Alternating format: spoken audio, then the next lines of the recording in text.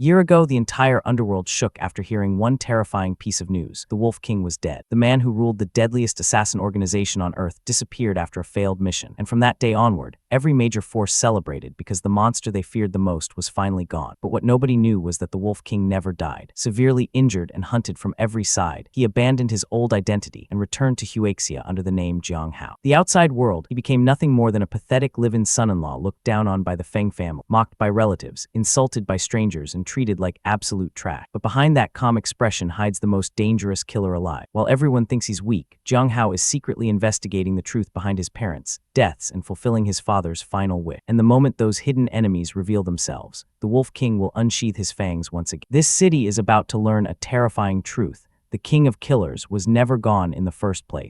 The story begins from the Cell region in Africa. Here at nighttime, vultures are circling overhead and a full moon has emerged, casting an eerie glow over everything. This place looks less like a military installation and more like the entrance to hell itself. It is the most rampant region for global terrorism and has been termed the forbidden zone of death by governments around the world, the kind of place where even the locals lock their doors twice. Then we are shown a base completely made of iron, rusted and imposing, like a metal beast sleeping in the dark. At the entrance, two terrorists stand guard, probably dreaming of their paycheck or wondering if this shift will ever end. But suddenly, behind one terrorist, like a shadow given form, a killer appears. He places his dagger on that terrorist's neck, and in the next moment he blows off his head, clean-cut, efficient, the kind of move that takes years to master and seconds to execute. At the same time, another killer slits the throat of the second terrorist and finishes. This all happens within just 1 second, the kind of synchronized violence that would make a choreographer weep with envy. Then after killing both of them, the second man calmly places that terrorist's head on the ground, because leaving body parts lying around is apparently just part of the job, and says, "Boss, something does not seem right. Why are there only 2 guards here along the way?" In response to this, the protagonist says, "Be careful, it really does not seem right." The target indicator shows that the item is just ahead. Then the MC and his companion both open the entrance door and peek inside. Inside, there is an empty space, the kind of empty that screams trap in every language. Then his companion says, "The item is over there. The thing they were searching for was right in front of them." Then they move forward very silently and carefully, like cats on carpet, and try to open the box. They succeed. Both of them carefully look inside to see what treasure awaits them. But suddenly the MC realizes something is terribly wrong. His blood runs cold. Inside the box, there's a time bomb with only 20 seconds left before it explodes, kind of surprised that ruins anyone's day. Then he tells his partner, Red Wolf, "We have to run quickly." But Red Wolf says, "Boss, you go first." And as soon as the MC moves out from the entrance, Red Wolf stays there. Seeing this, the MC says, "What are you doing? Hurry up. We have to get out of here quick." But Red Wolf says, "Boss, you should hurry. You must leave here first, otherwise neither of us will be able to get out." The MC shouts and calls Red Wolf's name, telling him to stop. But now it is already too late. Red Wolf has understood what the MC refuses to accept. Only one of them can survive. So he stays back to close the entrance and shouts, "Boss, you go." Then the timer reaches 0, and at the same time the entrance closes. Then a huge explosion happens, the kind that shakes the earth and leaves nothing but rubble and regret. Because of this explosion, the entire base gets completely destroyed. With this, news spreads across the dark web that Wolf King, who is the leader of the Wolf organization, failed his mission in a small African country and detonated explosive, dying with his body shattered to pieces. Along with this, people on the dark web start chatting among themselves. They are completely shocked, saying how the Wolf King, who is revered as a king of assassins in the assassin world, actually died. Another comment says, "The Wolf King is an S-rank assassin, the globally recognized pinnacle of combat power. What kind of mission did he even go on?" And one user comments, "What a pity. The Wolf organization will probably be thrown into chaos now." On the dark web, the news has spread that the Wolf King is dead, but in reality, the Wolf King is still alive. He comes out from the ruins, dust and debris falling from his shoulders, and says, "I am the Wolf King, revered by the assassin world as the unmatched king of assassins. Yet I encountered an accident during this operation. My teammate Red Wolf sacrificed his life to save me, allowing only me to survive. After this battle, I was heavily injured. However, during the repair and reconstruction of my meridians, I broke through my limit, connected all my meridians, and actually reached the legendary martial arts realm, the transformation realm, the kind of power-up that comes at a price no one should have to pay. Even so, the current me only wants to live the life of an ordinary person. No longer arrogant, I have cancelled my long-dormant life in the mortal world, like a 1,000-year-old turtle hiding my identity. However, there is still one thing that remains like a thorn in my heart, something I cannot let go of. I must complete it." Then the scene shifts to the station exit. After coming out of the station, the MC takes a deep breath. He feels a sense of freedom. There is a smile on his face, and he looks up toward the sky, the smile of a man who has survived death and is still standing. Then after that, he goes to a taxi driver and tells him an address, number 33 Union. The taxi driver understands and says, "All right." After this, the driver starts driving the car fast and says to the MC, young man, judging from your accent, you are not from around here. Coming to visit relative. He also says, yeah, you could say that. Driver further says, trying to climb ties with the Feng family is not that easy, you know. In response, the MC says, oh, the kind of oh that means you have no idea what you're talking about. After some time, they arrive. There are many cars around and the taxi stops directly near the gate where 2 bodyguards are guarding the entrance, the kind of security that says we have something worth protecting. Then the MC is trying to take out money. But the driver says, no rush, I will wait for you. You can pay for the round trip together. In response, the MC says, what do you mean? Then the driver says, you will find out soon. The MC gets out of the taxi and starts walking toward that big gate. And while going, he says, looks like the Feng family has a joyous occasion today. The driver is still sitting in the taxi and whispers, today is a big day for the Feng family, dressed so shabbily. You are obviously here to climb the social ladder with the Feng. If you can even get through the Feng family gates, I will streak naked around Hanjin. The confidence of a man who has never seen a wolf in sheep's clothing. The MC stands in front of the Feng residence and seeing this place he says, this is indeed the place. Then he starts thinking, I need to fulfill my father's dying wish as quickly as possible and then go investigate the incident from back then. That means the MC has come to fulfill his father's last wish. Promise made to a dead man, the heaviest kind of promise there is. But then the guards stop him right at the gate and ask, do you have an invitation? In response, he says, what kind of invitation? One bodyguard rudely says, you are not here for the banquet. Then what is your business? So the MC puts his hand into his pocket and says, I am here to see Uncle Feng. Then he shows a photo in which there is a picture of his father and his uncle and says, the man in the photo is my father. As soon as the bodyguards see the photo, they get a little confused and say, there is definitely a resemblance. Then the protagonist takes out another proof, a small box, and says, once Uncle Feng sees the medal of my father, he will naturally understand my identity. As soon as the bodyguard hears this, his tone changes and he respectfully takes that medal. That medal is kept inside that small box and he says, please wait a moment. We will inform the master immediately. The MC also says, all right, okay. Then inside the Feng family, a banquet is going on. Many people have gathered and are enjoying the party and they are talking. Time really flies, one guest says. Another guest says, it feels like just yesterday Yunan was a little girl going to school with her backpack, and now she's getting engaged and married. Then we see Yunan, who is looking very beautiful, and she says,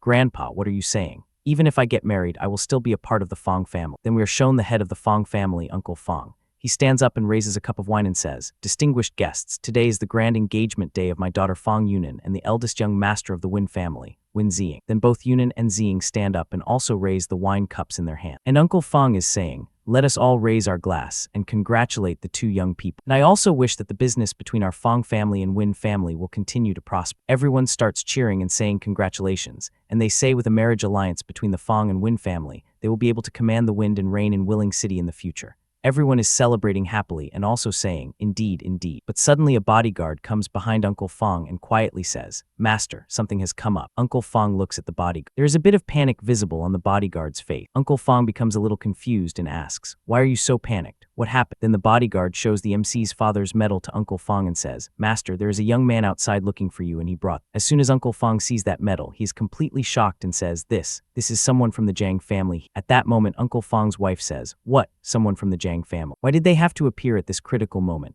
And Uncle Feng's daughter becomes surprised and asks, Mom, what Jiang family? Why did your expression change so drastic? Then her mother explains, back in the day, your father arranged a childhood betrothal for your sister with the Jiang family son, Jiang Hao. As soon as the daughter hears this, she is completely shocked and says, what? Then she says to her grandfather, Grandfather, if the visitor really is the son of the Jiang family, you must stand up for my sister. You cannot let her marry a stranger. Then her grandfather says, all right, don't panic. Jiaming, you go take a look first. Before leaving, Uncle Feng says, you all stay here and entertain the Win family for a bit. I will go see the visitor. His wife says, okay then. After this, he comes to meet the MC and the bodyguard also brings him into a room. Uncle Feng says, how? It really is you. There's a lot of happiness on Uncle Feng's face. And he says, I have looked so hard for you all these years. The MC also becomes very happy seeing Uncle Feng and says, I'm late and caused you to worry. Then both of them hug each other, the embrace of 2 men who have lost too much already. Uncle Feng says, it has been years since we last met and you are already a grown young man now. By the way, is your father doing well? Why did he not? In response, the MC pauses for a moment. His facial expression changes. He becomes sad, and in a sorrowful voice he says, my father passed away 10 years ago because his old injury relapsed. As soon as Uncle Feng hears this, he is completely shocked and becomes sad. He places his hand on the MC's shoulder, lowers his face and says, it's all my fault.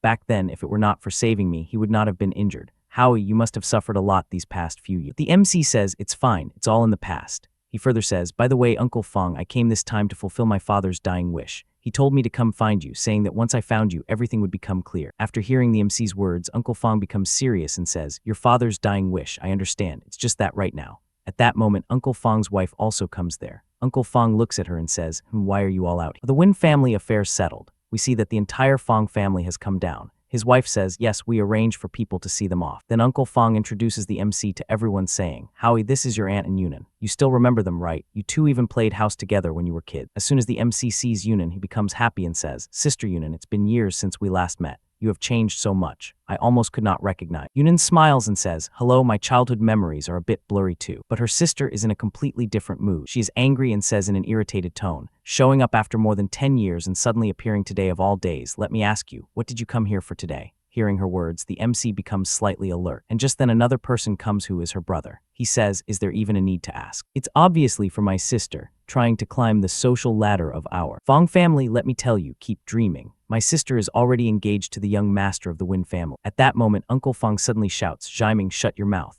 Then Yunan tries to understand what is going on. She becomes a little anxious and says, "Right, Dad, what is going on?" At the same time, the MC also says, "Uncle Feng, what exactly is going on? I came this time for my father's dying wish." After this, Uncle Feng becomes a little serious. First, he lowers his voice and says, "Howie." Then he looks at him and explains, "Back then, your father and I arranged a childhood betrothal for you and Yunan. That is your father's dying wish." As soon as both the male and female hear this, they're completely shocked and say, "What? A childhood betrothal?" The MC looks at his uncle in confusion, and his uncle further explains, "That's right. This is the agreement I made with your father in the past. Consider it a promise." Now the MC understands everything. He starts thinking, so my dad's dying wish was the childhood betrothal. Once you enter the martial world, it is as deep as the sea. Getting married now will only harm myself and others. Then he says, "Uncle, if this is my dad's dying wish, then I wish to cancel this marriage." But the girl's brother does not stay quiet. He shouts, "You rushed over here today just because you found out that my sister and the young master of the Win family are getting engaged, didn't you?" And the girl also says, "That's right. You are just afraid you won't be able to climb the social ladder of our family." At the same time, Uncle Feng is completely shocked and says, "What?"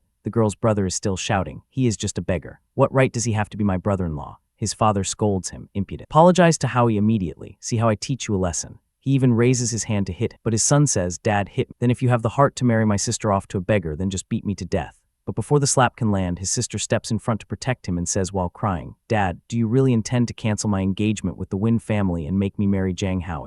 Her father says, "That's right. Your marriage to Howie was settled 20 years ago. Cannot be changed." His daughter cries even more and says, "To disregard your daughter's happiness for your own selfish promise. You don't deserve to be a father." Then she runs away crying and her siblings also follow behind her saying, "Sister, where are you going?" Then Uncle Feng places his hand on the MC's shoulder and says, "Howie, you stay here for now. Take a good shower and get some rest." The MC says, "Uncle Feng, I still think." But Uncle Feng interrupts him and says, "Listen to me. I will figure everything out." Then at night in the Feng family house, the MC is in his room and is cultivated. He says, "At this time every day I practice the inner breathing mental technique. It allows me to absorb the Kai of heaven and earth, cleanse my meridians, strengthen my internal organs, and sharpen my 5 senses. Right now, I am about to step into the transformation room." Then a voice comes from another room which the MC hears because his hearing ability is many times sharper than an ordinary human, the kind of hearing that turns every whispered secret into a shouted confession. His uncle and grandfather are talking in another room, and the MC is listening. His uncle is saying to his father, "Yes, Howie's father died because of. If he had not been severely injured saving me in the past, his family would not have declined and there would not be the prosperous Feng family today.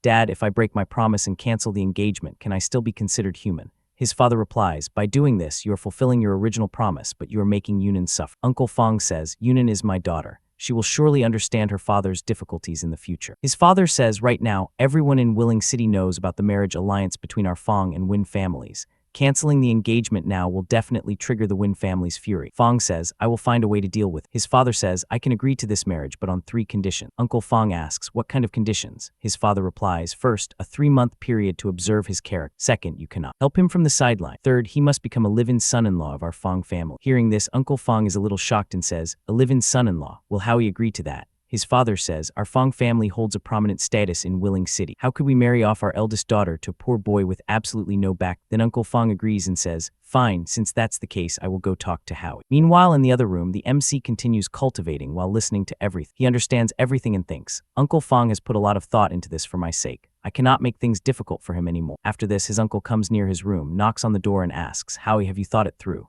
The MC stands up and wears his shirt. On his chest, there is a tattoo which is the mark of the Wolf King, a reminder of who he really is, hidden beneath the facade. He says, "Not yet, Uncle Feng, please come in." Then both of them start talking face to face. Uncle Feng says, "How about your marriage with Yunan?" The MC says, "Uncle Feng, I will not make things difficult for you. I will agree to whatever you say." Hearing this, Uncle Feng becomes happy and says, "Really, Howie? You can marry into the Feng family as a live-in son-in-law." The MC says, "Yes, I agree." Hearing this, Uncle Feng becomes a little emotional and says, "My boy, Uncle Feng is sorry to." But the MC smiles and says, "Uncle Feng, you are being too serious." Uncle Feng says, "All right, get some good rest. I will go make the arrangements." Then his uncle starts leaving the room, and while looking at his uncle's departing shadow, the MC thinks, in order not to make things difficult for Uncle Feng, I can only agree to it for now. As for 3 months later, I will leave home. I will have long left this city by then. The kind of plan that sounds simple but never works out that way. After this, the scene shifts to another place, the Win family. There, the head of the Win family, Win Gaifeng, slams his hand on the table and shouts, "What? Cancel the engagement. The engagement ceremony is in 3 days. You are not joking with me, are you?" Uncle Feng remains serious and says, "I hope brother understands my After all, a promise was made first. You would not want me to be a person who breaks his word and abandons righteousness, would you?" But Win Gaifeng's whole body is trembling with anger, he says, "Then you can just make a fool out of my Win family and turn us into a laughing stock for everyone in Willing City." Uncle Feng says, "Since things have come to this, to express my apology, the Feng group will withdraw from the Nanchang district project." But even then, Win Gaifeng's anger does not calm down. He shouts again, "Do you take my family for 3-year-olds, giving us a slap and then offering a sweet? The Win family won't just let this go. We will definitely make your Feng family pay the price." Then he angrily leaves and Uncle Feng says, "See the guest out." After that, the scene shifts again and we see a cyber cafe. In the cyber cafe, many people are present. Some are playing games, some are working, and some are enjoying themselves. The MC is also there. He has come to clear some things, to investigate something. He is rapidly typing on the keyboard, searching for information. On the computer screen, there is an image of a butterfly and a news headline. "XXX trade employees published XXX info news." He is thinking. On the screen in front of him, there is a photo of an old man. It is written that an overseas grandmaster and the southern first master known as the Eastern Roaming Dragon has had a global kill order issued on him by the close family with a bounty of $200 million US. The MC thinks he is an S-rank martial arts grandmaster. He is worth this price, but why is he being hunted down? So that's why. Then he sees another news. A female student from a certain Huaxia university was raped and murdered, and the suspect was a direct descendant of the close family. This descendant also sent people to assassinate the female student's mother, who kept trying to file a lawsuit. Panam could not stand by, so he assassinated the descendant along with over a dozen of his personal bodyguards. The MC thinks, Panam has a deep-seated hatred for evil, truly worthy. Being my master's close friend. But then he sees something that makes his mouse freeze. His eyes stop on the computer screen. He sees the leader of the Wolf organization, the Wolf King, has fallen. The number 4 figure of the Wolf organization, Cadius, has become the new generation's leader of the Wolf. This means that the leader of the Wolf organization has already changed. At this moment, the MC recalls how he and his close teammate fell into a trap. He tried to escape the blast, but his teammate sacrificed himself to save him. The explosion was massive. Remembering this, the MC becomes extremely angry and thinks, "What's going on? After my death, the number 2 figure, Lone Wolf, should have been the one to succeed me." Then he stands up, becoming serious, and takes a name, Cadius. He thinks, that mission must have been a setup by someone. I want to see who the traitor in the Wolf organization. Rest assured, Red Wolf, I will definitely find out the truth and avenge you. And on that same night, under the silver moonlight, the MC comes out of the internet cafe and starts walking forward. He is thinking, I will stay here a few more days to track down clues and take some time to familiarize myself with the environment. As he moves ahead, suddenly a car stops right in front of him. The MC gets a little surprised. Just then, 2 thugs come out of the car. They look at the MC and say, "Buddy, do us a favor and come with us." Then both of them pull out daggers and start smiling, showing them to the MC. But they have no idea who the MC really is or what he is capable of, the kind of mistake that usually ends with a hospital visit. One of the thugs comes closer to the MC and says, "Kid, if you dare to resist again, I will stick a white blade in and pull a red blade out." The MC thinks, looks like they are just ordinary thugs. I cannot expose my identity, let's see what they want to do first. So the MC pretends to cooperate. He raises his hands and says, "You two, let's talk this out. Don't use violence." The other thug says, "Quietly get in the car." As the car door opens and the MC looks inside, he sees that there is already another hostage sitting inside. She is a girl. Her mouth is taped shut and she is crying. She has also been kidnapped, a complication he hadn't planned for. Then all of them get into the car and one thug takes out a rope to tie the MC. But before that, the MC says, "Guys, if you're robbing me, I only have $300 in my pockets. I can give it all to you." But the thug says, "Shut up, don't try any tricks. We are not grabbing you for your $300. Hearing this, a faint smile appears on the MC's face, the smile of a predator who has just realized he's been surrounded by prey. He looks at them and says, "If not for money, then why are you grabbing me?" The other thug replies, "Don't ask so many questions. You will find out when we get there. After it's done, we will even give you a large sum of money." Hearing this, the MC becomes slightly surprised, but he continues to cooperate with them. The thugs make him sit inside the van and take him somewhere else. But they have no idea what is about to happen to them or to the person behind all of this, the kind of ignorance that usually precedes catastrophic regret. The next scene shifts to another place. This place is actually the same girl's house, the girl who was kidnapped earlier. Inside the house, several elders are sitting together. Her grandfather, father, and uncle are all gathered there with tense expressions on their faces. The kind of tension that comes from realizing someone you love is in danger and you can't do anything about it. Then the grandfather suddenly asks, "Have you found anything yet? Did you figure out who kidnapped?" Immediately, someone answers from the front, "I already contacted all of my connections and friends, but none of them know anything." Right at that moment, another man suddenly stands up in panic. Then the old man says in a serious voice, "We must prepare for both possibilities. We need to find the kidnappers and the reason behind this immediately." At the same time, the slightly fat man beside him also rises from his chair and says, "Dad, several major projects in the company are in their final stages right now. We really don't have 500 million available on the book." But the old man narrows his eyes and asks, "Then what do you suggest we do?" The fat man immediately replies, "Negotiate with the kidnappers and lower the ransom to 100 million. The moment he says that, the man standing beside him becomes furious. He looks completely shocked and shouts, "What are you saying, irresponsible older brother? If it wasn't my daughter Yao who got kidnapped, but your son Jiang Feng instead, would you still say the same thing?" That makes it clear that the glasses-wearing man is Yao's father, a man whose world has just been turned upside down. But the fat man coldly answers, "Even if Jiang Feng were kidnapped, I would still do exactly the same thing." Hearing those words, Yao's father becomes extremely angry. However, before the argument can continue, the grandfather suddenly slams his hand onto the table and roars, "That's enough. Stop arguing." Then he says firmly, "No matter what method we use, find a way to gather the 500 million. Money is just money, but if she's gone, then she's truly gone." The kind of wisdom that only comes from age and loss. After that, the scene shifts toward the kidnappers' hideout. Their vehicle drives through the giant gate of an abandoned factory-like area. The place is completely isolated and eerie, the kind of location that movies use for final showdowns and bad decisions. Then the kidnappers drag both the kidnapped MC and the girl out of the car. The MC quietly observes the surrounding. He remains silent the entire time, cooperating calmly without resisting. Right after that, the cloth covering Yao's mouth gets removed. The moment the tape comes off, the poor girl immediately screams in fear, "Help, I'm being kidnapped." But honestly, the girl is foolishly panicking. They brought her to a completely deserted place. Nobody can hear her here, and nobody is coming to save her. The harsh reality of being in the wrong place at the wrong time. Then one of the kidnappers licks his lips in a disgusting way and says, "If you keep screaming, I'll strip you naked right now." He deliberately threatens her in a horrifying tone, basically implying that he will violate her before killing her. Hearing that, the girl becomes even more terrified and hurriedly says, "Don't come near me. If you dare try anything, I'll bite my tongue off and kill myself." The poor girl is already trembling with fear, yet the kidnapper continues scaring her even more. "We love it when they don't move. Then we can do whatever we want with." The guy is a complete pervert, the kind of scum that gives humanity a bad name. But at that moment, another one of his companions walks over and says, "Stop talking nonsense and focus on business."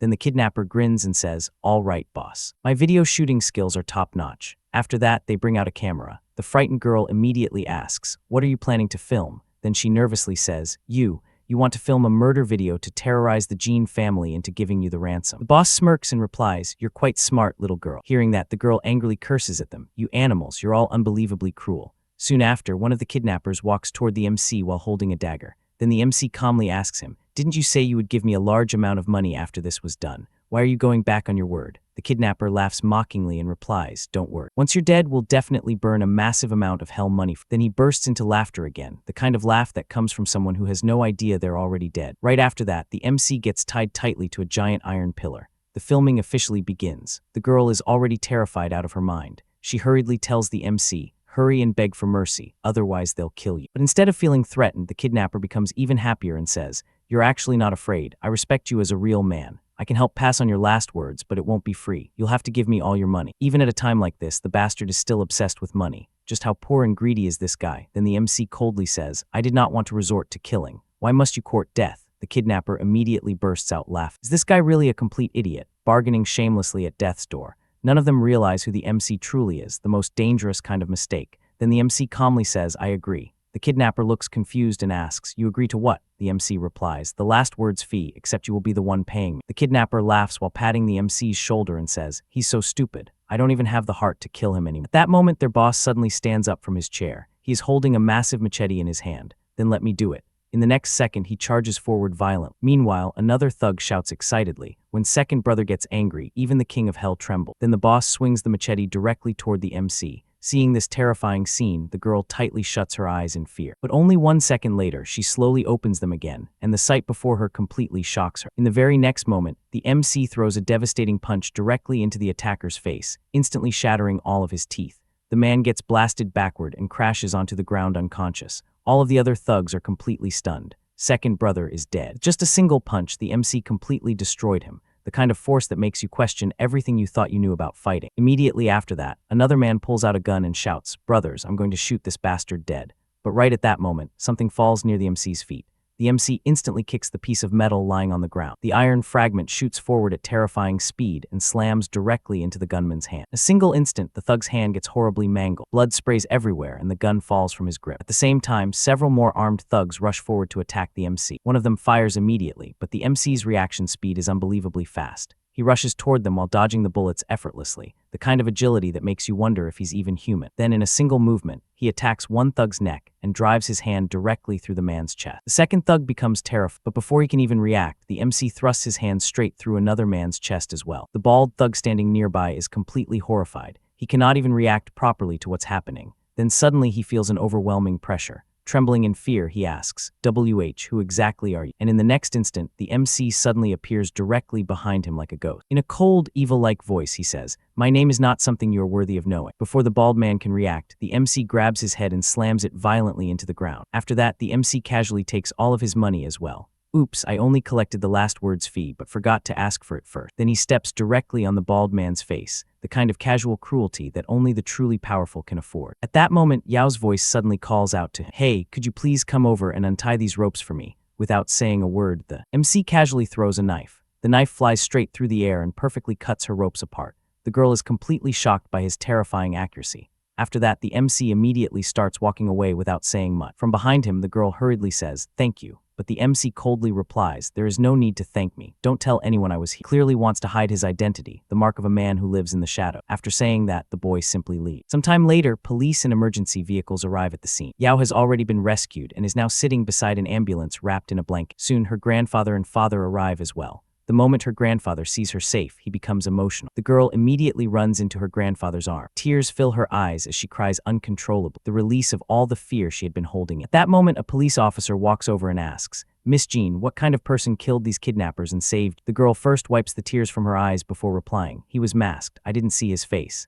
The officer continues, "Then what was his build like?" The girl calmly answers, "Chubby and short. He should be a middle-aged man in his 40s. From behind her, the grandfather nods and supports her statement. Yes, she's protecting her savior, even from the law, a debt of honor she intends to repay. After that, the scene shifts once again. Very late at night, the girl has already returned home. Her grandfather is now sitting across from her. Then the old man slowly begins questioning, "Yao Yao, I watched you grow up. I understand your temperament and personality better than anyone. You lied to the police today, didn't you?" The girl lowers her head slightly and says, "I actually saw my savior's face, but he saved me. I cannot repay kindness with betrayal and enmity." The grandfather nods slowly and says, "It is naturally a good thing that you kept your promise and understand how to repay kindness." Then his expression becomes serious. "But Grandpa also needs to remind you, our Jean family is a prestigious family." It's still unclear whether that savior rescued you out of pure confidence or if he has some alternative motive. The girl quietly responds, "Grandpa, I understand." The old man then says gently, "You've had a difficult day today. Go back to your room and rest early." After that, the girl returns to her room. She closes the door behind her and leans against it silently. Then she falls deep into thought. Did he really have some alternative motive in saving? Meanwhile, after Yao leaves, another man walks over toward the old man and says, "Elder Jean." The old man immediately orders, "Starting tomorrow, you will personally be responsible for protecting Yao's safety. There cannot be a single mistake." The man respectfully nods. "Rest assured, Elder Jean. Do you have any other orders?" The old man's face turns serious again as he says, "Secretly investigate who exactly killed those kidnappers and saved Yao." Meanwhile, on the other side, the MC is rapidly running through the streets at incredible speed. He's using his movement technique and lightness skill called scheming shadow step. His body moves like a shadow in the night,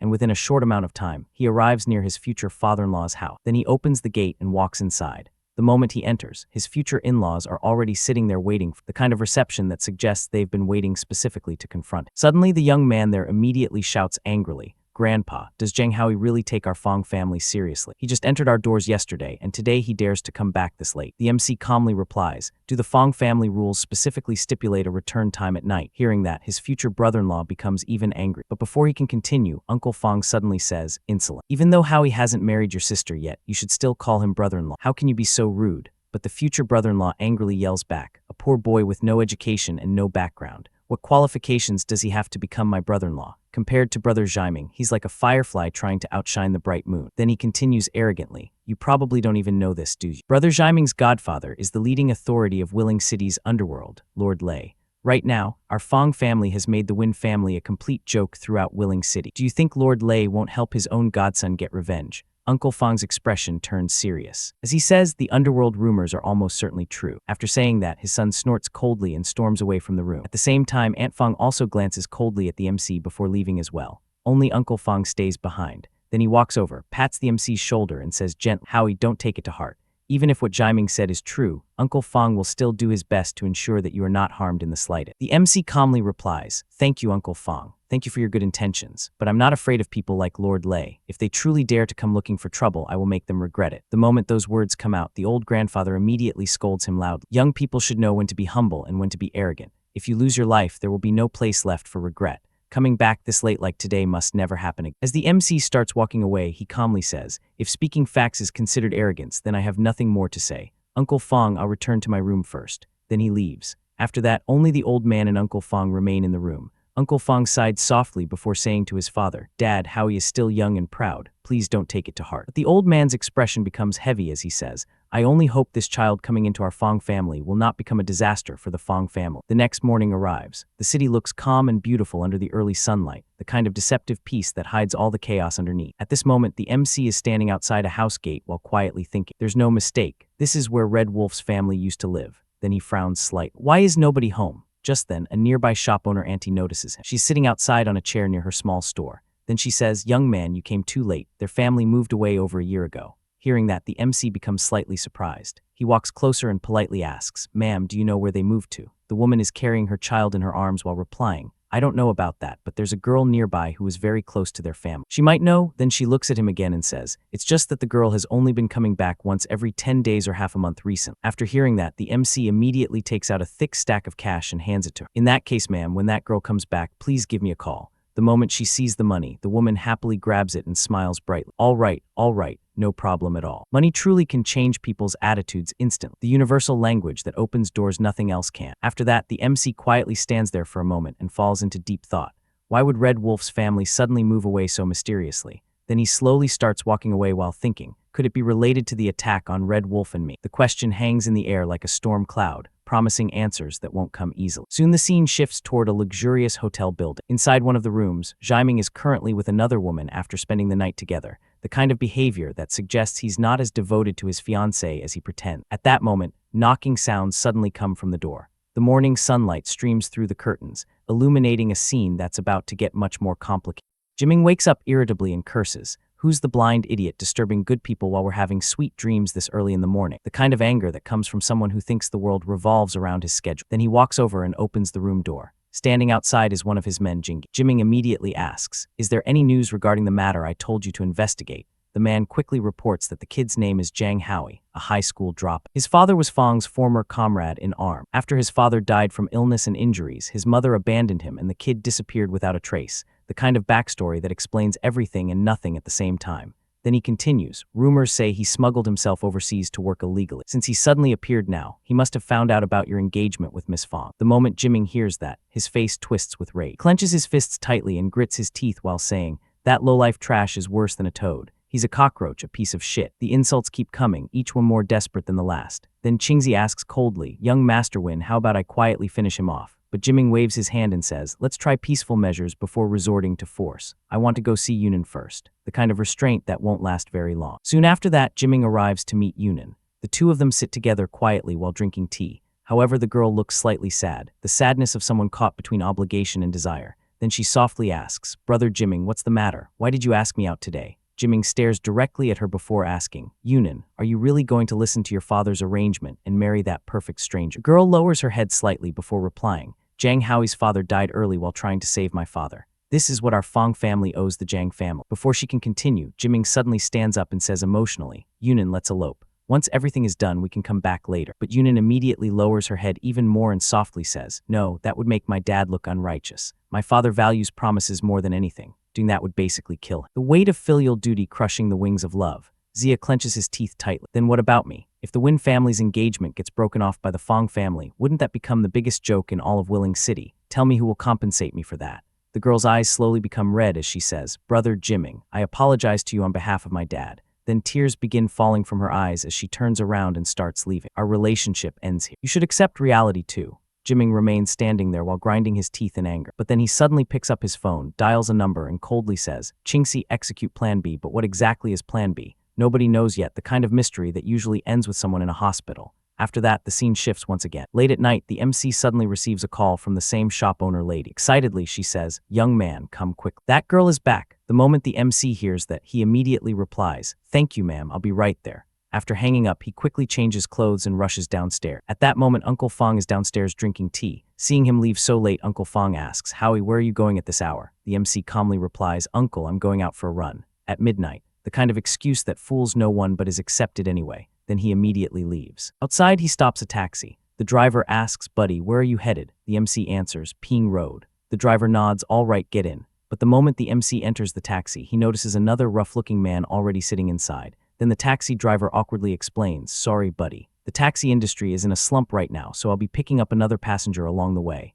The kind of excuse that might be true but probably isn't. Soon the taxi starts moving. However, after some time it feels like the driver is taking a completely different route. The MC's eyes narrow slightly as he asks coldly, "Where exactly are you guys heading?" The question hangs in the air like a blade waiting to fall. Inside the taxi, the main character looked confused as he questioned the three guys riding with him. He asked, "We're just giving this big guy a ride home. His place is really out of the way. This doesn't look like Nanjing North on Menjiang Road at all. What is this place? Who are you people, really?" The thug in the front seat turned around with a smirk that could curdle milk and replied, "Fine, we'll be straight with you. Our boss wants to see you. Relax, we're almost there." The kind of relax that means exactly the opposite of relax. Taxi pulled up to a massive, luxurious mansion illuminated against the night sky. The kind of place that screams, "I have money and I'm not afraid to use it to intimidate." As our MC stepped out of the cab, the driver told him, "Boss's orders, you go in alone." Unfazed, the MC walked toward the grand double doors where a burly guard warned him, "Don't worry. As long as you behave, our boss won't lay a finger on you." The MC confidently pushed the doors open, stating,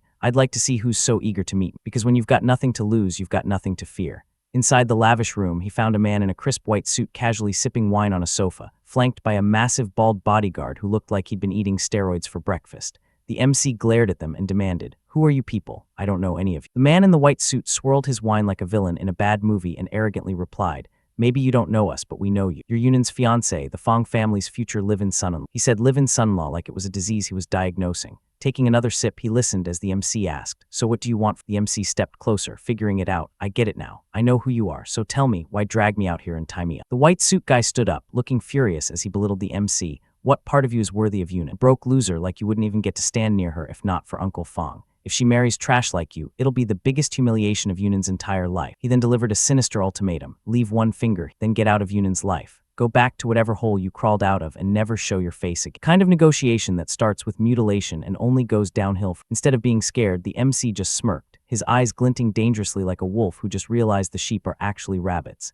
He challenged, "And if I refuse?" The white suit guy lost his temper, shouting, "Then don't blame us for getting rough. Kaingzi, teach him some manners." The massive bald bodyguard, Kaingzi, angrily cracked his knuckle, the sound of someone about to make a terrible mistake. Wan Jiming, the guy in the white suit, watched in absolute horror as the bowing thug revealed to him, "Aren't you Ziosu, Uncle Feng's driver and bodyguard? The head of the family saw you rush out and worried you might be in danger, so he sent me to shadow you." The plot twist no one saw coming, not even the guy who planned the kidnap. Wan Jiming was left trembling, sweating bullets and looking completely pathetic as the scene implied he had wet himself in fear, with a sensor icon conveniently placed over his body, quietly whimpering, The mighty had fallen, and fallen hard. The MC glared back at him with glowing red eyes, realizing the setup. So this is it, and Uncle Feng actually sent him to protect, he thought to himself, concluding. Two thugs stepped forward, looming over the MC in the shadows as one said, "Enough talk. Come with me into the yard." Outside, another thug was busy digging a massive grave-like pit near the taxi, because nothing says we're reasonable people like pre-dug holes.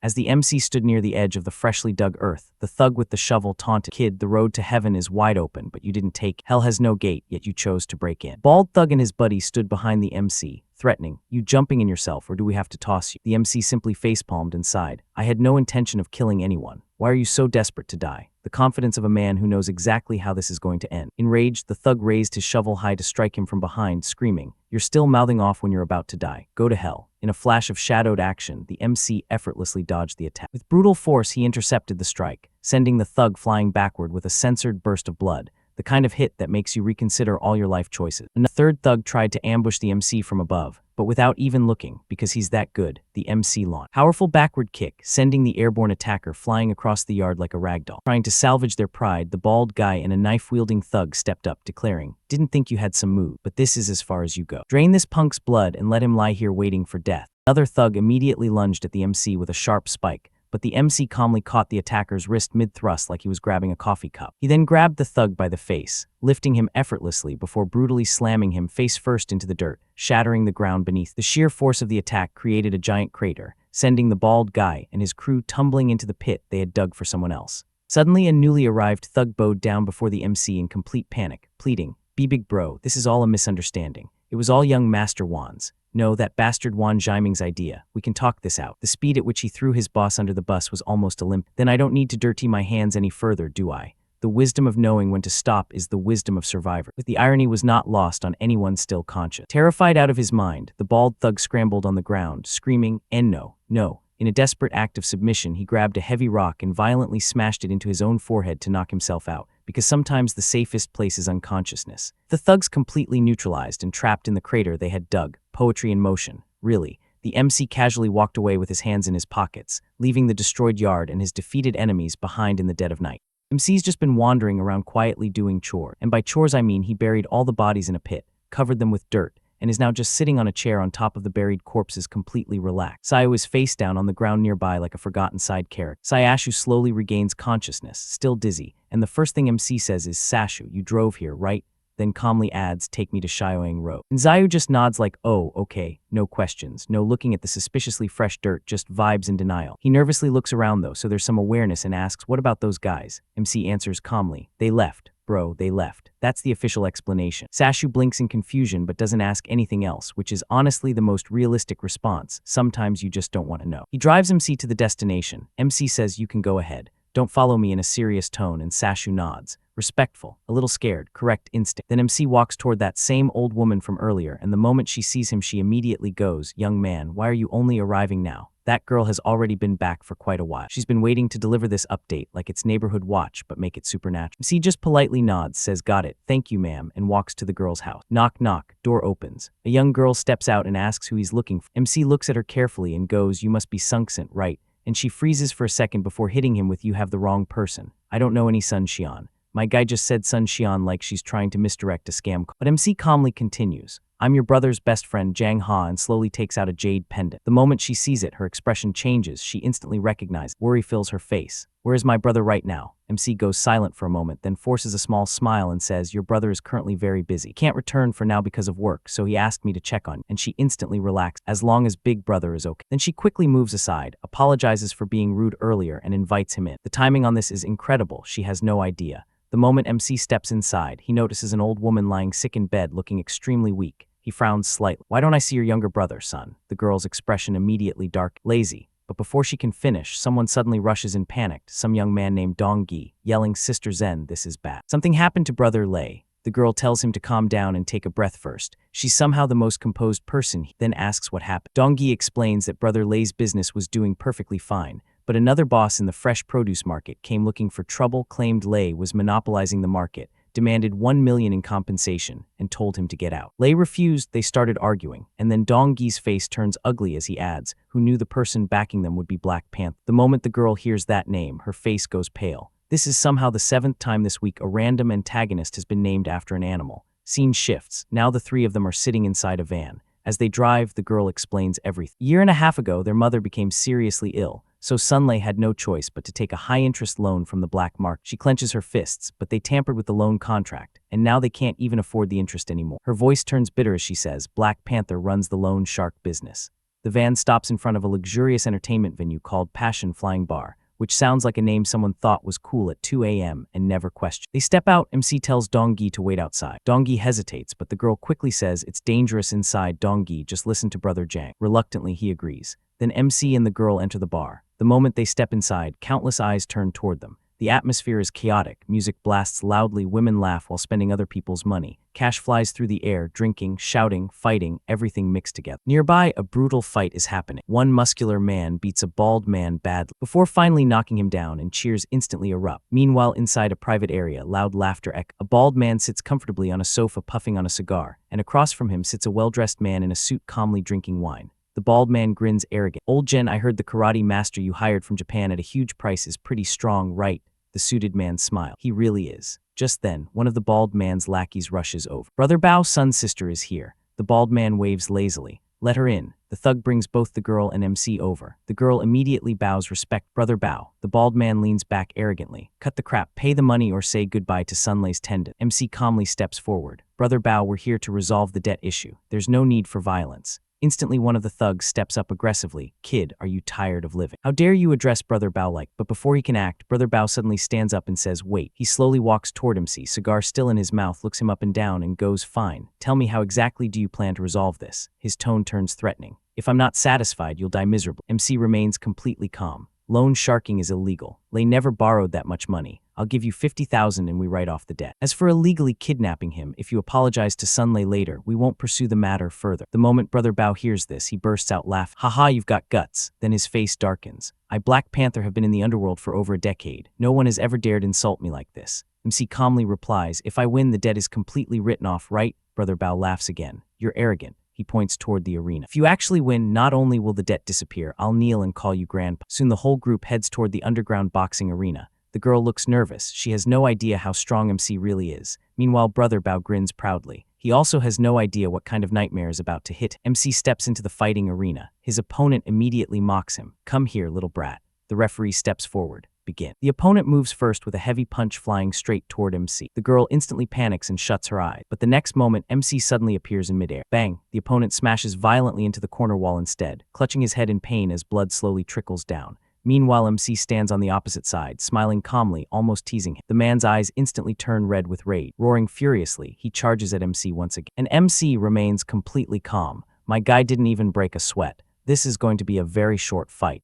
So Jiang's looking sharp in a dark suit, standing over this guy who's absolutely wrecked, and you can just tell he knew how this was gonna end before it even started. The martial artist's face is a mess, bruised, bleeding, the whole thing. But he still charges with this desperate YAHHH like that's gonna do something. Leaps into the air for a flying punch, which looks cool in theory but in practice. Bro. Jiang just casually raises one hand and catches it in his palm like he's swatting a fly. Then a knee to the gut that makes blood spray out of the guy's mouth, followed by a kick to the face that sends him flying clean out of the ring. He lands right at the feet of this tattooed bald guy smoking a cigar who clearly thought he was the biggest predator in the room. Cigar drops out of his mouth, eyes go wide, and he's stammering, "This is impossible." Jiang looks down at him with this confident smirk and says, "Someone who hasn't even entered the blood and Chi realm is considered an expert." Bald guy loses it, pulls out a gun, aims it right at Jiang, screaming about death being at his door and sending him to see his grandma. Yian's behind him panicking, yelling, "Big brother Jiang, look out." And Jiang is just standing there calmly holding an apple with a knife stuck, because nothing says "I'm not worried" like playing with fruit while someone's pointing a gun at. He gives this relaxed little smile and says, "I really don't want to kill anyone, but you forced my hand." Kind of warning people never take seriously until it's too late. Flicks his wrist. The apple turns into a deadly projectile, hits the bald guy square in the chest, gun fires wild into the air. Guy flies backward, and someone in the crowd yells, "Murder."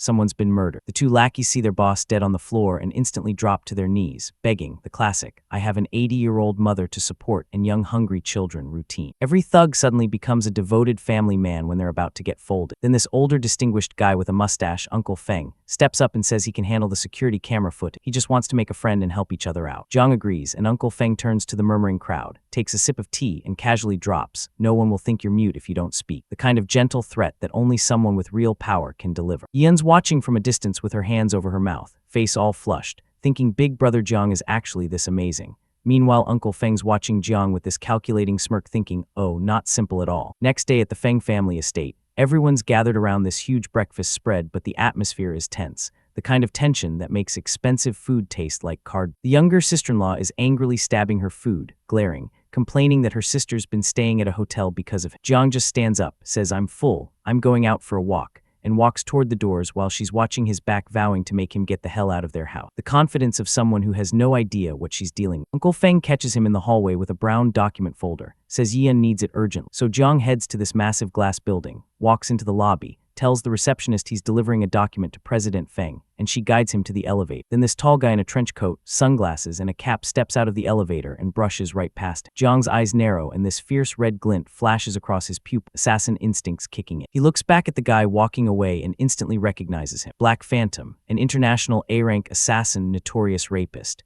He's thinking, why would someone like that come to Wuling? Could he be here hunting for women? The elevator doors close in front of Jiang, and that's where we're at. So Jiang Hao walks into this modern, sunlit office holding a brown folder, and Yian's sitting at this sleek, curved desk with her back, doing the whole power pose thing that says, I'm important, and you should probably not. She turns around looking annoyed, wearing this elegant off-the-shoulder pink top and pearl necklace like she just stepped out of a fashion magazine right before an argument, and she hits him with, I hope you can knock first next time and wait for permission before entering. Corporate politeness, that's really just a fancy way of saying you're not welcome. Jiang Hao doesn't even flinch, just steps forward and hands over the folder saying, the documents you asked for, like it's nothing. No apology, no explanation, just business. She takes them with a slight frown and tells him he can leave now, the dismissal clear as day, but he's not the type to take hints. He smirks at her, this confident, teasing expression, and says, Yian, is this how you treat your guests? The question just hangs there like a challenge wrapped in charm. She looks stressed and starts with I, and her voice softens, that kind of hesitation that says she's not as in control as she pretends to. His expression turns more serious, and he tells her Wuling isn't safe right now. Don't go running around outside if you have no business doing so. Not a suggestion, it's a warning from someone who knows what's out there. He turns and walks out, and she calls after him, calling him petty for a man, saying he cursed a girl with such vicious words. He says without looking back that he didn't curse her, just be careful. Advice that sounds simple but carries weight.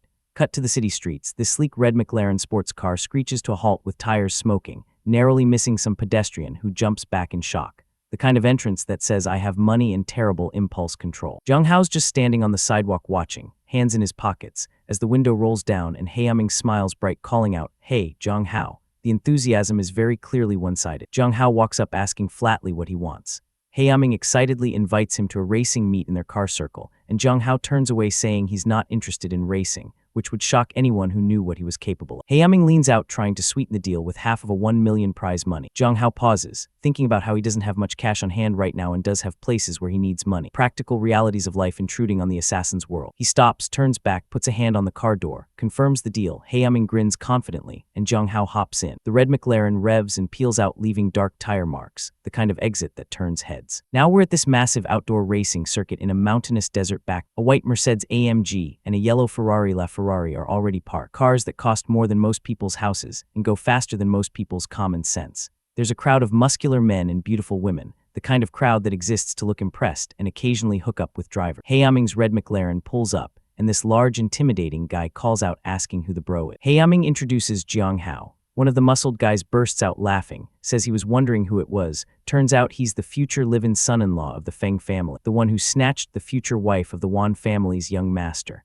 The mockery is thick enough to cut. Another guy chimes in with a mocking grin, calling him a pretty boy. Wait, dark boy, saying he's got some tricks they've all heard, and that it's a good thing his dad died because old Feng wouldn't have had the heart to marry his daughter off to him otherwise. The cruelty is so casual. Jiang Hao glares at the muscular guy, eyes narrowing, demanding, boy, what did you just say? The temperature just dropped several degrees. The muscular guy smirks right back in his face, saying it's his mouth and he'll say whatever he wants.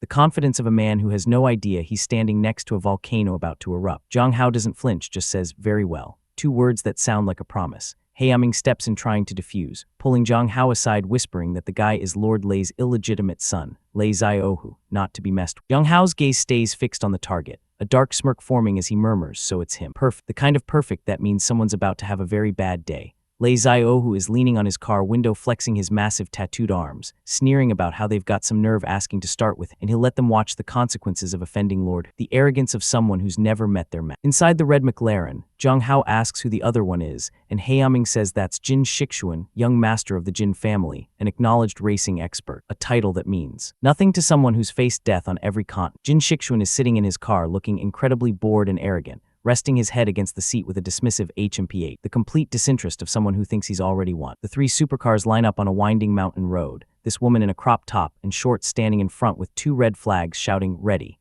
the kind of start that separates the drivers from the passengers. She drops the flags, counts down, slams her hand on the hood of the red McLaren, and the cars launch forward with a deafening roar. The sound of horsepower and poor life choices. The yellow Ferrari takes an early lead, drifting sharply around the first corner. The 3 cars tear up the mountain pass, tires screeching around this treacherous cliffside turn. The yellow Ferrari stays in front, red McLaren and white Mercedes following close. Inside the red McLaren, Haeming's gripping the wheel, sweat on his brow, grumbling that if they keep running like this they'll come in dead last, asking why this guy is slowing down to yield, saying he must be trying to mess with him on the track. The paranoia of someone who's been burned before. The cars race dangerously close to the rocky cliff face.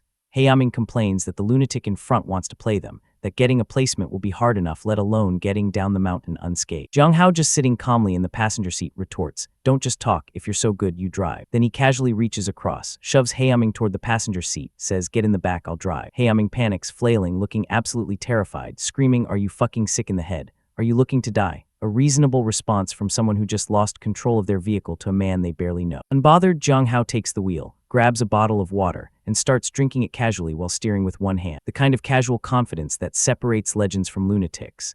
Haeming loses his mind, yelling that there's a W-shaped sharp turn 30 meters ahead, and he's drinking water while driving. The panic is justified, the response is not. The red McLaren suddenly accelerates, rushes up behind the leading cars, and Jiang Hao smirks, saying not to panic, because the good show is just beginning. Haeming looks out the window with his jaw dropped, saying he originally thought he was a country bumpkin, but Big Bro actually knows how to drive. The realization hitting him like a ton of bricks. Inside the yellow Ferrari, Raizel, who looks in his rearview mirror, shocked to see the red McLaren catching up, cursing and wondering if Feng Haeming actually improved. The kind of shock that comes from realizing your opponents aren't where you left. He grips the wheel with this wicked grin, saying at the next W-shaped turn, he's going to make him flip over. The confidence of a predator who doesn't realize he's become the prey. As they approach the dangerous turn, Raizel, who realizes the red McLaren is right on his tail, and calculates that there's not enough space to overtake, a reasonable assumption based on normal driving and sane people. The red McLaren suddenly jerks sideways, perfectly drifting the corner right beside the yellow Ferrari. The maneuver is flawless, executing a high-speed drift on the outer edge of the curve, the kind of move that makes professional drivers weep with envy. Someone watching marvels, saying this maneuvering and drift, even a professional racer can't compare. The admiration of those who recognize greatness. The red McLaren easily overtakes the yellow Ferrari, pulling ahead as they exit the turn. Inside the yellow Ferrari, Raizel, whose face contorts with rage and disbelief, yelling "What?"